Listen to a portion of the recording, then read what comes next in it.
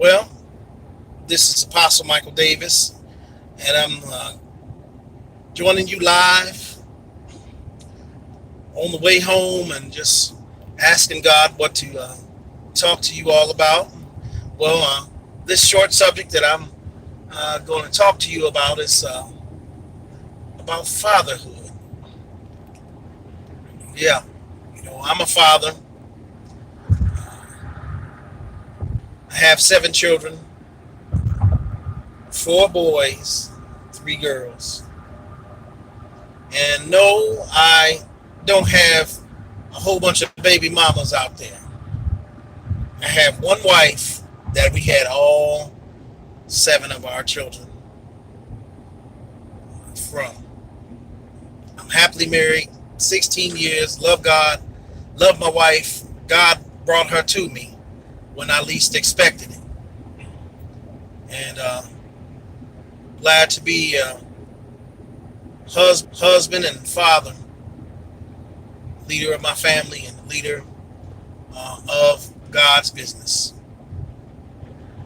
Well, as you know, every time this video goes up, I encourage you to give me the thumbs up, to like it, to subscribe, and to share it to as many people as you know. Share it on social media. Well, the Greek word for father is pato. And the original father, of course, is Yahuwah, or Yahweh, God, who we recognize is the Elohim, the all in all, who started everything, who flung the stars in the sky and made the planets twirl, and called light to exist out of nothing. He said, "Let there be," and it was, and it happened. He's the father and the originator of all things. He's the all in all, the righteous judge. He's everything. And our main example of fatherhood was how we said Yah brought his public ministry. He had John the Baptist to baptize him. And when he baptized him, a voice was heard from heaven. All those people that were around when Yahuwah was being baptized, you heard the Lord Yahuwah say, "This is my son, and in him I am well pleased." So, men, fathers out there, is the Lord say that you are his son and he's well pleased with your life? Are you doing what you can and what you're supposed to do as a father, as a husband, and even a father in God, in the church? If you have sons and daughters in the ministry, are you being that father for those that don't have a daddy at home, those that didn't grow up with daddy, that daddy walked out on them, or dad may have had an early death, or daddy's incarcerated? Are you that father? But I charge you on today to be that father and to step up into fatherhood, not only to your own children, but also even for those others that are in need. Yes, I'm a father in God's kingdom, and I'm in my 40s. God has been good to me. He spared my life and gave me the things that I have and things that I didn't expect to get. And he's blessed me. Wonderful wife, the mess, garbage. And I thank my father, Michael C. Davis Sr., for all the whoopings he gave me. Thank you, Daddy, for beating my butt at those times where I needed it. And I tell you, my father was a workaholic. Man can work and work, and he showed me at an early age how to get out there and work, how to take care of the family, how to cut the grass, how to keep keep the cars fixed, and how to fix things around the house. Do all these men things, how to just take care of stuff. Even though that he went through some trying times in his life growing up, he still is a good father, and I thank my dad on today. You know, my dad's a senior citizen. He's a man of God, big preacher, and anointed of God, and loves us kids. And of course, he loves his grandbabies. You know, as he always say, he can't wait to see his grandbabies. Uh, my dad was a really good example of what a father should be. Now, I'm not saying my dad was perfect. He didn't do everything perfect, nor any of us will. But he laid a strong foundation for me and my brother of how we're supposed to do, uh, how we're supposed to conduct ourselves as men, and take care of things like it's supposed to be, and showing some responsibility, thinking. Because he used to always get on my head when I was growing up and say, "Boy, didn't I tell you such and such and such? Negro, use your head that God gave you. Use your head." My father used to say that all the time. Use your head. Use your head. But I also attribute the fact of all, not only my father, my grandfathers, the late Apostle Cleophas Hall Sr., also my grandfather, Mr. Burton Charles Daniels Jr. Both of my grandfathers are instrumental in my life, and help shape me to the man that I am today. Help shape me to show me that you keep your family together, and, love on your family, treat your family right, take care of God's business, and God will take care of you. And wow, you know, when I found out that to be true, my grandfather, the Apostle Paul, used to always say that Jesus is the only thing that's good for everything. And he is so right. And Jesus is the only thing that is good for everything in all matters. You know, the Bible says that in all our ways that we acknowledge God and he direct our paths. I don't care what it is. I got to ask God what I need to do, where I need to go, because God sees and knows everything. He's outside of time, and he can direct our paths in ways that we don't even know, that we don't even think about. So every thought that we've thought out, or every action we've thought we can do, God has already thought it out. God has already seen it. And he's the ultimate father. And he's the one that will say, well, I wouldn't do that if I were you. You know, just like our earthly fathers. And I also thank my other fathers in the ministry that help cultivate me. My fathers in the ministry, the superintendent Wendell W.A. Beats, Wendell A. Beats, you know, one of my fathers in the ministry. I greatly appreciate his love and his service, you know, for me being his armor bearer for 4 years and traveling with him, preaching and doing different things in the ministry. And, you know, he really taught me what it is, how to walk in and out among God's people, and to be able to help to father them, to pastor them. I also think one of my other fathers in the gospel, the Bishop Jerry L. Maynard Sr., was instrumental in my success and stepping out and doing what God told me to do as a pastor. Under him, you know, I continued with working in the adjutancy for a short time, and doing that and working in that ministry with him, and learned a great deal from him. And I appreciate his service as a father to me in the ministry. Also, I just thank one of my fathers in the ministry, that one that gave me my first time to preach, and God rest his soul, the late great Bishop Harold Jenkins Bell. One of my fathers in the gospel. He allowed me to preach my first message as a young minister. And I remember when I preached my first message, this father in God said to me, "Boy, you better preach Jesus. Preach Jesus and him crucified." And he sat there, and it was me and another young minister.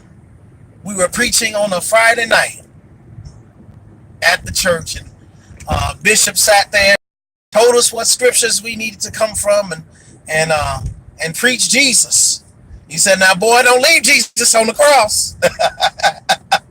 Make sure Jesus come off the cross and he's buried and he's resurrected again." Boy, and I tell you, and under Bishop Bell, ways of the adjutancy, and work with the other great elders that were mentors of mine. They may not have seen it, but I really looked up to these fathers that were there in the ministry at the Tabernacle of Faith at that time. To the elder Samuel McNeil, the elder, the pastor Saul Edie. He's my frat brother. Looked up to him greatly too. Not only him, Elder Sylvester Norman, and Pastor Prophet John C. Yeah, these are men of God that I looked up to, that was instrumental in the ministry, that were fathers in the ministry that helped in service with the agency at the church. And then another father in the ministry whom I forgot to mention, that was instrumental to me in my growth and development as an elder in the adjutancy, was Elder Wendell Mitchell. Elder Mitchell, he's wow. I can talk to Elder Mitchell, get his advice, and Elder Mitchell was always full of wisdom, a true father, and good servant of the Lord. And I had some good examples, and I also had some bad examples, which the bad examples I will not name. But these men, I forgot to name some other fathers in God.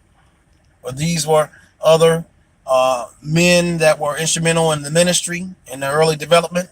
The late great Superintendent Lewis Caldwell Sr. He was a friend of my grandfather's, the Apostle Cleophas Hall Sr.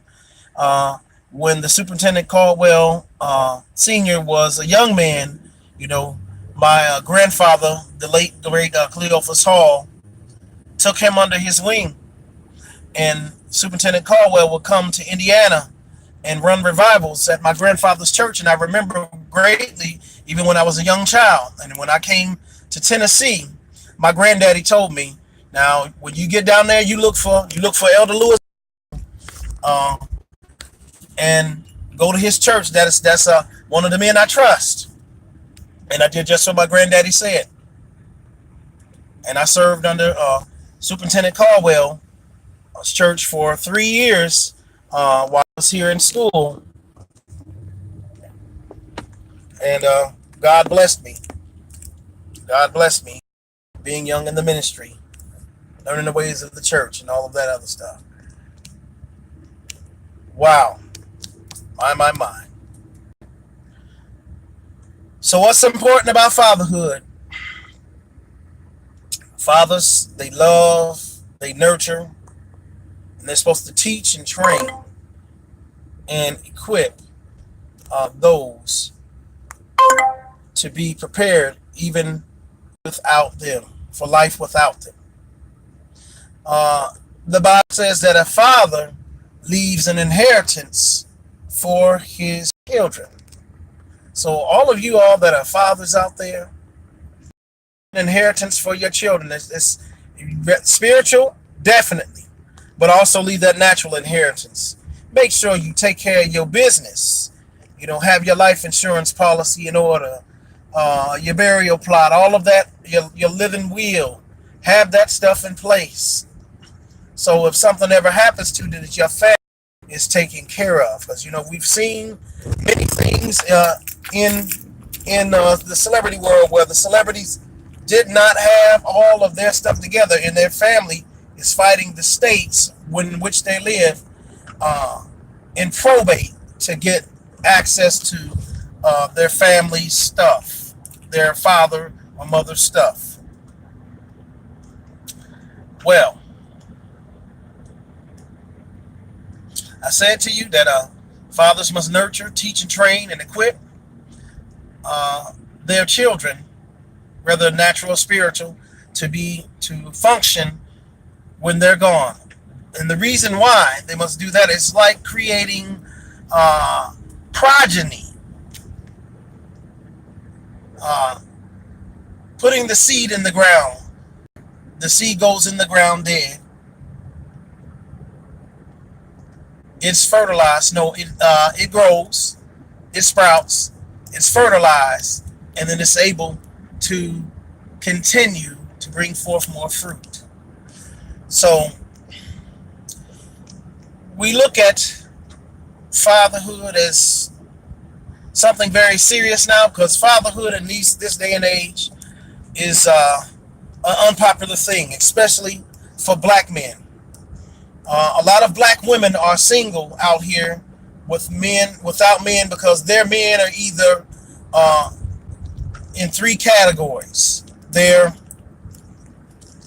locked up, they're incarcerated,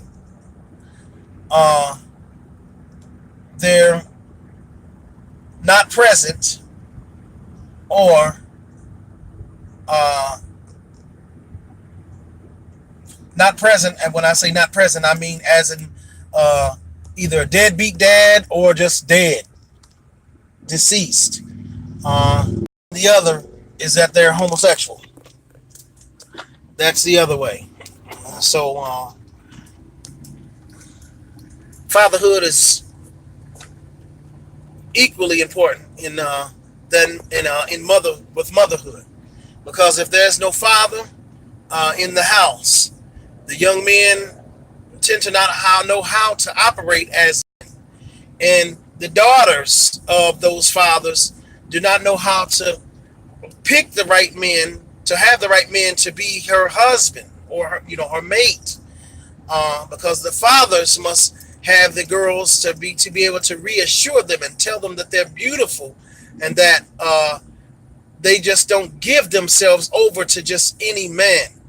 I have 3 daughters, and my daughters are beautiful, and I'm not going to give my daughters up to any Negro out there. Oh no, they're going to have to come through me and all of my sons. And yeah, I'm one of them crazy daddies that would probably sit on the front porch with the shotgun and be like Martin Lawrence in Bad Boys 2, because I don't play that concerning my kids. Fatherhood is so important. Fatherhood is so important to me. I have to make sure that my kids is raised right, and I also father a lot of kids at the place where I work. I work in the education field, and I see a lot of hurt, wounded, and bruised children every day. And, a lot of these kids, I can tell by the spirit that daddy is not home, daddy's not present, daddy's deceased, or daddy. It's like I see the root of what is really going on with these kids. I come to them and let them know, you are loved, you are appreciated. Even though you may not have daddy at home, you're still loved and appreciated. And then when I reach the young men, one of the key factors of when they say that what they say in their mouth when challenged by another male authority figure, they always say, "You're not my daddy." And that is a clear line that the spirit man is crying out that they need a father, that a father was not there to take care of them and do their job as men, to raise them as men. And I always